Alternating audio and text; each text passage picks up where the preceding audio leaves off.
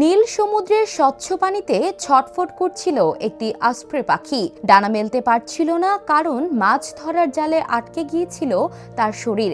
ঠিক সেই মুহূর্তে এগিয়ে এলেন একদল নৌকার যাত্রী, আর তাদের কয়েক মিনিটের মানবিক চেষ্টাতেই ফিরে পেল পাখিটি তার হারানো স্বাধীনতা।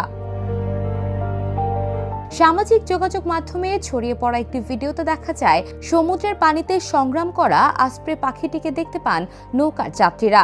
পরে তারা সেটিকে নৌকায় তুলে আনেন এবং খুব সতর্কতার সঙ্গে জালে আটকে থাকা অংশগুলো খুলে দিতে শুরু করেন। দীর্ঘ চেষ্টার পর জালের ফাঁদ থেকে মুক্ত হয় পাখিটি।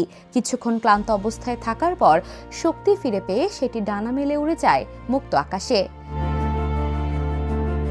Desk report, the news.